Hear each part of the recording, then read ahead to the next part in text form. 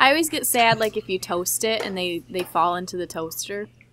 And then you just have sad little burnt raisins. That is sad. It's burnt raisins. You guys are getting on some sad subjects right now. We are.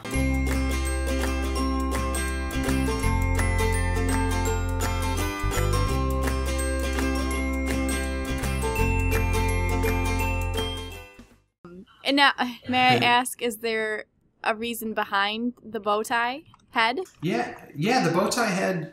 It's funny because part of it is inspired by Frederator, but not all of it. But the part that's inspired by Frederator is just before I moved to LA, I went to visit LA. I did like a week-long pitching trip, and I had made a cartoon with some buddies. It was like a boy living at the zoo. It was a very cute kind of family-safe cartoon. And I did all the designs. There were animals. There was like a polar bear and a little boy and a mom and a rock star.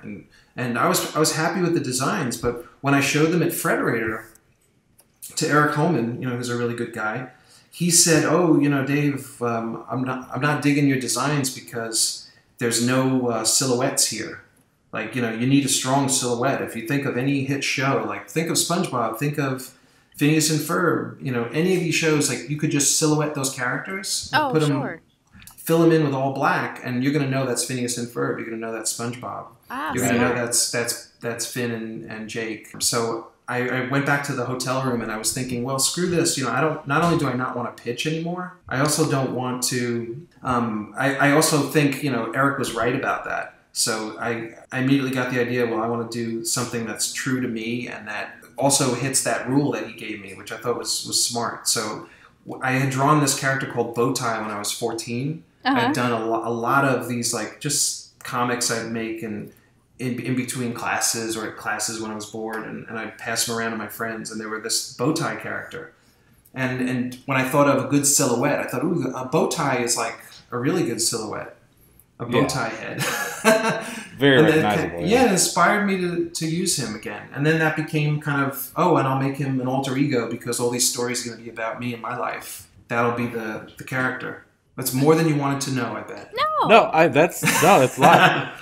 I loved your video. Really touched me. And I think the thing that, for those who haven't seen it, Alex and Shannon made a little fan video of Bowtie. And it's funny, they did it because they felt like it, but what they don't know, or when they're putting something like that out in the world, like what it means to you on the other side, how much you think, oh God, so somebody's watching this, and somebody resonated with it, and it resonates with them or whatever. It's really encouraging.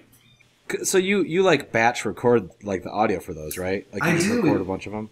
I do. I go into we have this closet, like a walk-in closet attached to the bedroom, which it's got all coats and clothing in there. So I go in there and I close the door, and I bring in my iPhone and I just do like 5 audio recordings at once. And they're not all going to be good and not all going to be used, but it's just kind of all right, next. I just record them into the voice memo feature.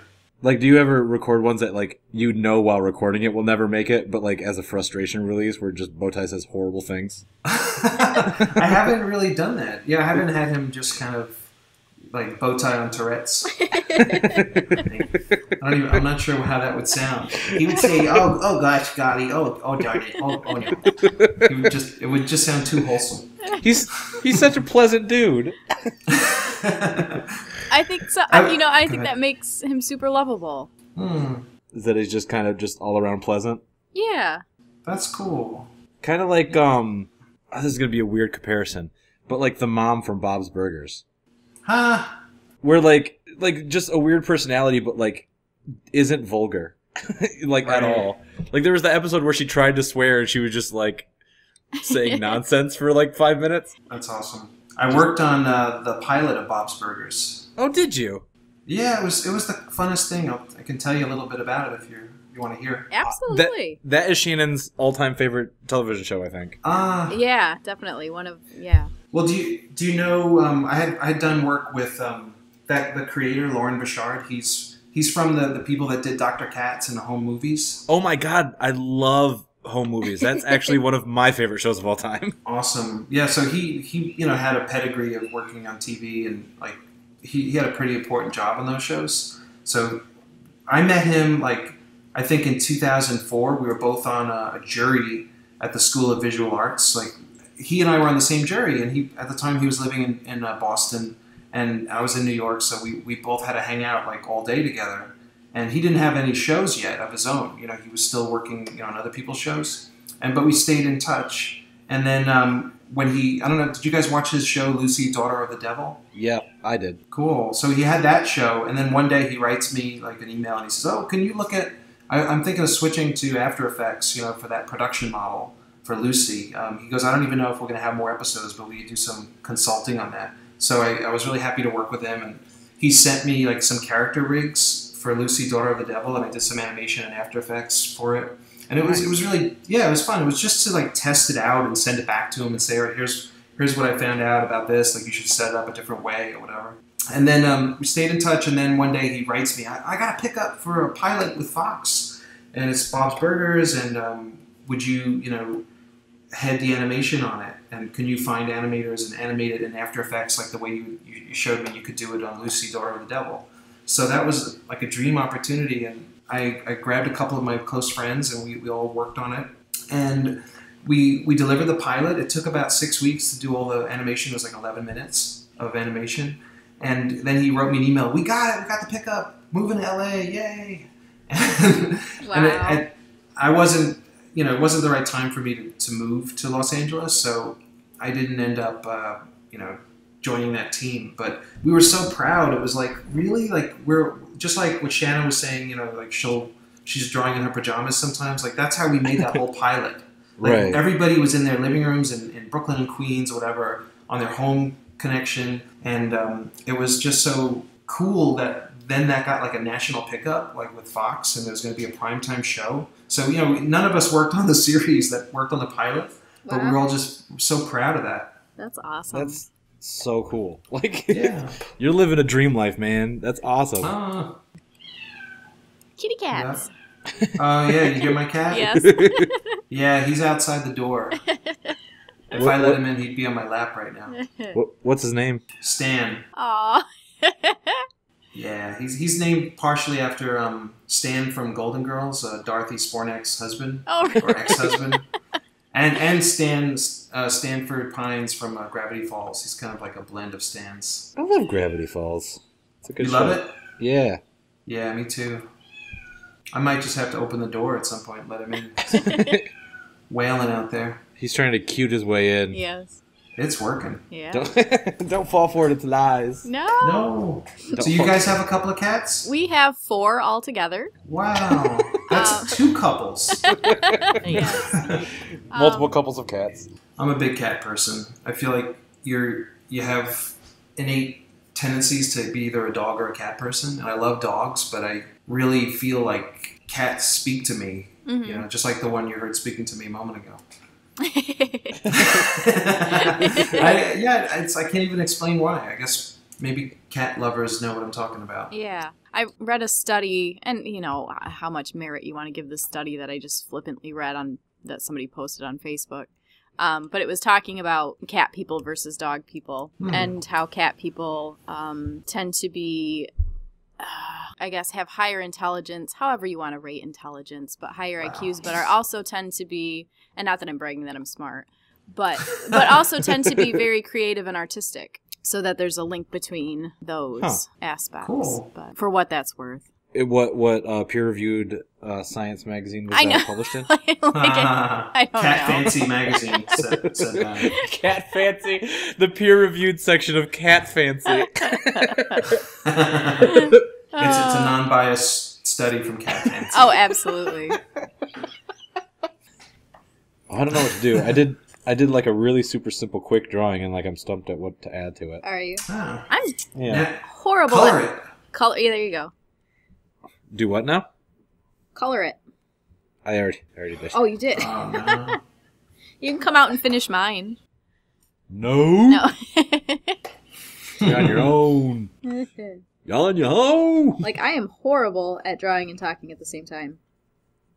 Yeah, you know what this reminds me of, guys? Like, I don't know if you know Dan Meth. Have you ever seen any of his cartoons? If you named one, I might. but I don't know the name. Well, he did that Night Fight series for Frederator.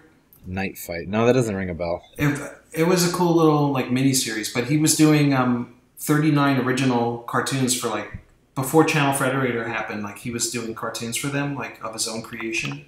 Yeah. And he does cartoons for Playboy, like animated little shorts for Playboy, for College Humor.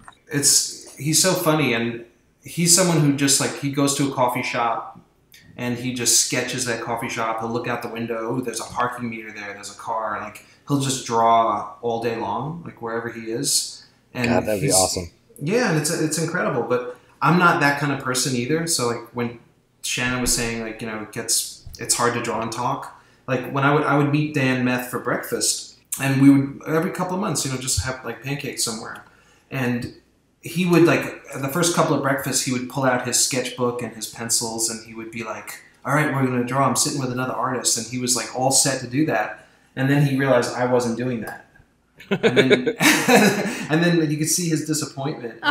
He kind of put those tools away, and he didn't even like bother like the fifth time we got together, and he's like, so you don't really draw with people, huh? And I said, no. I don't really. Never really had friends like that just all whipped out their sketchbooks like that. Or if they did, I didn't whip out mine. Right. So, no, I'm not used to this either, is my big point. Yeah, this is kind of fun to be chatting and drawing. So are you working on any major projects lately? Like just outside of Bowtie? Yeah, anything. Yeah. Yeah, I made some like independent films. I have one if people want to look it up. It's on YouTube, but not on my Bowtie page. But it's called "Grandpa Looked Like William Powell," and people are like, "Who the hell is William Powell?" Well, if you like old movies, you'll know that he was the Thin Man, or he's the main detective actor from the Thin Man movies. Right. And those are really, really fun. Like they really hold up. Like if you haven't seen any of those, I recommend you check them out. So I made 3 animated documentaries. I have another one called Turning a Corner, and that's about my dad, like going to college. So that became like something I got really excited about in the last 4 years, just using animation to tell documentary stories. Do you guys know, the show Super Jail? I do know the show Super Jail. Yeah. I do indeed. Yeah, that's a fun one. And my friend Christy Caracas is the creator of that. Oh, okay. A really good guy, and if you want to see like where his style came from, you can look up 2 things on YouTube. One is his thesis film when he went to RISD, the Rhode Island School of Design. Mm-hmm. It's called Space War. Space War. Check that out because it's just so much fun. And when you think about when he made it, I think it was like 96 or 97. Okay. Like you could put that on YouTube today, and it would be like, wow, this guy's so up to date with what people like. Like he was way ahead of his time with that. He made a little pilot for MTV, but you could also find that on YouTube. It's called Bar Fight. I've seen Bar Fight. Oh, cool. I have, and that's kind of what led into Super Jail, isn't it? Yeah, because he had that pilot, and then for a few years he left animation, and somebody at Adult Swim like found Bar Fight, or it was put on their desk like, oh, here's a fun thing that was made at MTV years ago that never got any traction. And he ended up getting a call from them. And so all of a sudden he got pulled back, into cartoons. That's awesome. That's kind of a cool story. Yeah. So if you had, like, what would your dream job be? I mean, I'm pretty sure you're relatively close to it, but like, what would if you could do anything right now, what would your dream job be? If I could do anything, it would probably be to do what I'm doing with Bowtie as my job. It would be so personal to me. Right. That would just be a dream to get to make that my living. That'd be awesome. Yeah, that's pretty cool. What about you, Shannon? What's your dream job? A taxidermist. Is that true? Partially, yeah. Yes, it is.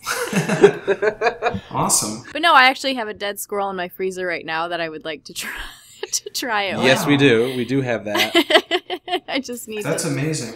Do you have a separate freezer for your animal collection? Nope. Nope. It's right in there next to the frozen veg. He's bagged up really well. I'd really like to work at Leica Studios. That's kind of my dream. Cool. That's my dream right now. Yeah. Because I really like what they're doing. I would, you know what? I would go and I would sweep floors just to be around it. That and Vera is like my #1 favorite artist of all time. I would serve lunch at Leica Studios.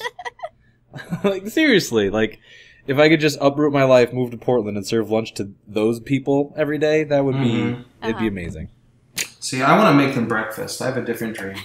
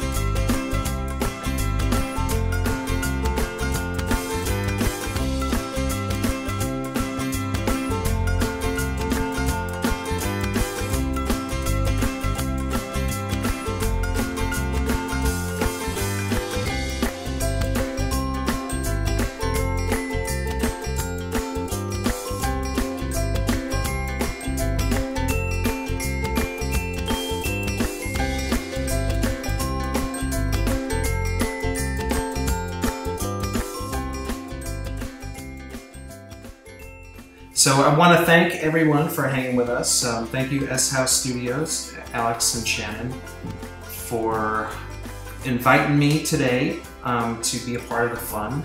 It was really awesome drawing and chatting with you guys.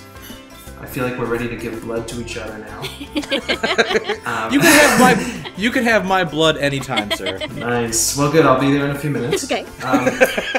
And I just wanted to say, you know, check out the rest of their videos and all the cool stuff, all the cool content on their page. And if you want to visit me too at Bowtie, at the Bowtie YouTube page, if you just search for Bowtie Cartoons. Yeah, and we'll link it down below, so you go there. Awesome. Yeah, I'd love to see you. So let's keep this conversation going, everybody. Yeah. Yeah. Yeah. Yeah. Yeah. Yeah. Yeah. Yeah. Yeah. Yeah. What? Yeah.